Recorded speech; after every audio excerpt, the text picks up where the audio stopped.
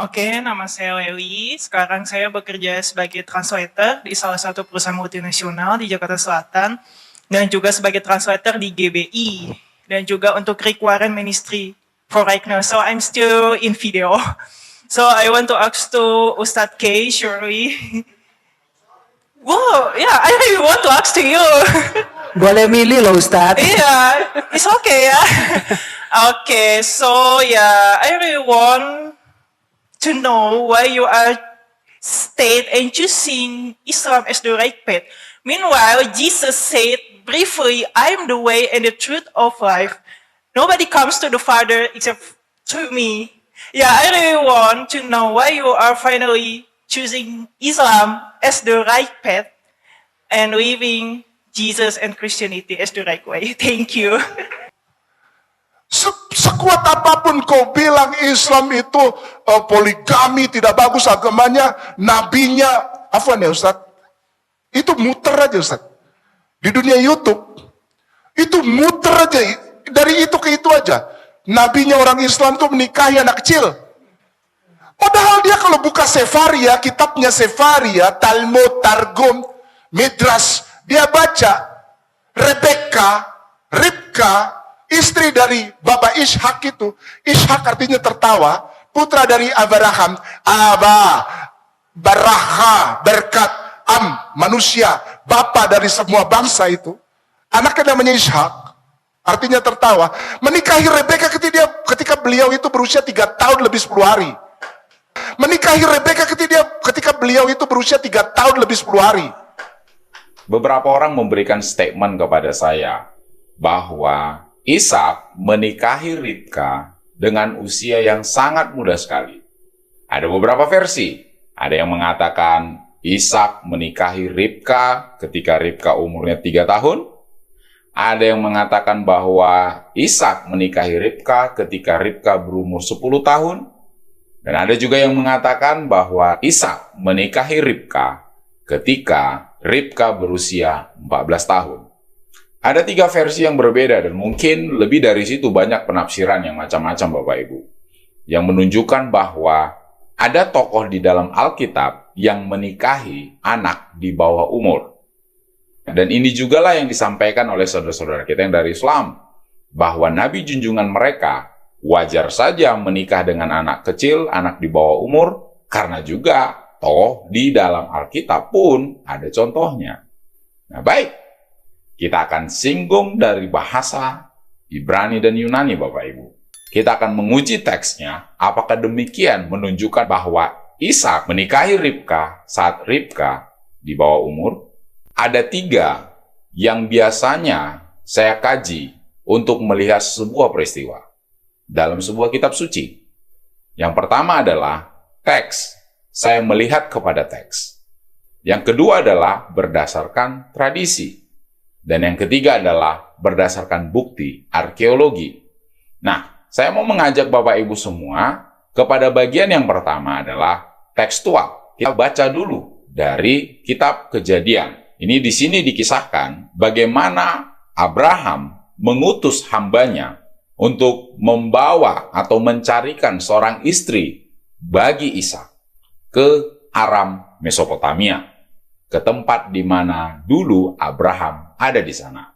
Kita baca Bapak Ibu. Kemudian hamba itu mengambil 10 ekor dari unta tuannya dan pergi dengan membawa berbagai-bagai barang berharga kepunyaan tuannya. Demikianlah ia berangkat menuju Aram Mesopotamia ke kota Nahor. Di sana disuruhnyalah unta itu berhenti di luar kota dekat suatu sumur. Pada waktu petang, waktu perempuan-perempuan keluar untuk menimba air, lalu berkatalah ia, Tuhan, Allah Tuanku Abraham, buatlah kiranya tercapai tujuanku pada hari ini. Tunjukkanlah kasih setiamu kepada Tuanku Abraham. Di sini aku berdiri di dekat mata air, dan anak-anak perempuan penduduk kota ini datang keluar untuk menimba air. Kiranya terjadilah begini, anak gadis, kepada siapa aku berkata, tolong miringkan buyungmu itu supaya aku minum. Dan yang menjawab, minumlah. Dan unta-untamu juga akan kuberi minum. Dialah kiranya yang kau tentukan bagi hambamu Ishak. Maka dengan begitu akan ku ketahui bahwa engkau telah menunjukkan kasih setiamu kepada tuanku itu.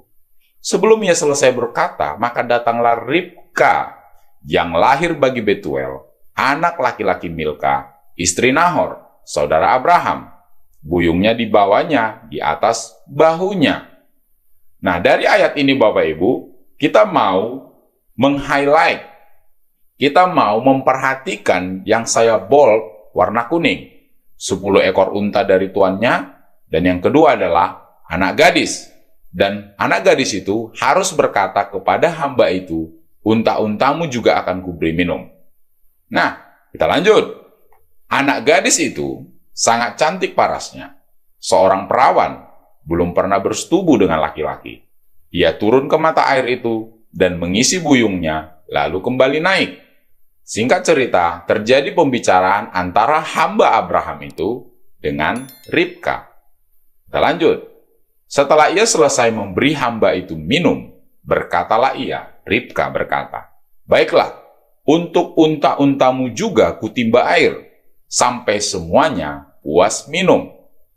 Kemudian segeralah dituangnya air yang ada di buyungnya itu ke dalam palungan.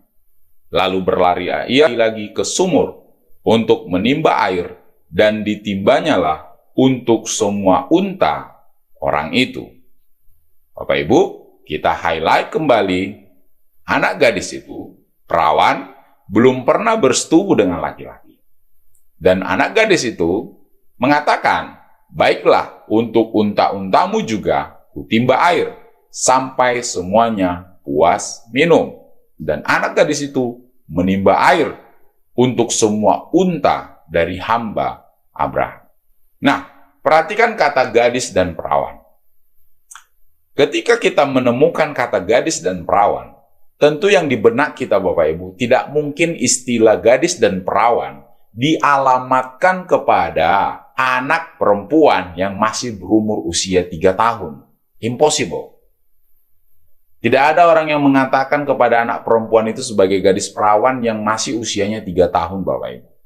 Impossible. Untuk mengatakan gadis yang berumur 10 tahun pun, saya pikir masih jarang. Dan ada berapa banyak unta yang dibawa oleh hambanya itu, Bapak Ibu? Ada 10 unta. Unta itu bisa minum dari 130 liter sampai 200 liter. Kalau kita katakan sesuai dengan teks yang kita baca tadi, sampai unta-unta itu puas minum, artinya sampai full, kita katakan 200 liter. 200 liter satu unta kali 10 unta, 2000 liter, artinya 2 kubik air ditimba oleh seorang anak yang berumur 3 tahun. Mustahil, Bapak Ibu. Tidak masuk akal. Nah, kembali lagi seperti prinsip yang selalu kita dengar dari saudara-saudara kita yang dari Islam. Pakai akal sehat. Apa mungkin anak yang berumur 3 tahun atau mungkin berumur 10 tahun menimba air sampai 2 kubik? 2 ton Bapak Ibu airnya. Impossible. Nah, mungkin orang berkata itu sengaja diterjemahkan supaya jadi anak gadis. Baik. Mungkin orang berkata, ya sengaja diterjemahkan ke bahasa Indonesianya anak gadis supaya menunjukkan bahwa Ishak menikahi Ribka yang sudah dalam keadaan gadis, padahal sebenarnya dia masih anak-anak. Nah, untuk menguji itu, kita lihat tekstual. Tentu, kita dibantu oleh beberapa literatur, Bapak Ibu. Literatur yang pertama adalah Lexham English Septuagint. Yang kedua adalah A Concise Hebrew and Aramaic Lexicon of the Old Testament. Yang ketiga adalah A Greek English Lexicon of the New Testament and other early Christian literature. Nah, lihat, dalam bahasa Ibraninya, yang saya kasih tanda kuning, Na'ara, itu diterjemahkan gadis, perawan, Betulah. Nah, arti Na'ara dari literatur yang sudah saya tunjukkan tadi, yang pertama adalah marriageable girl, anak perempuan yang bisa dinikahi. Jadi dari sini saja kita sudah tahu tidak mungkin usia pernikahan anak itu 3 tahun.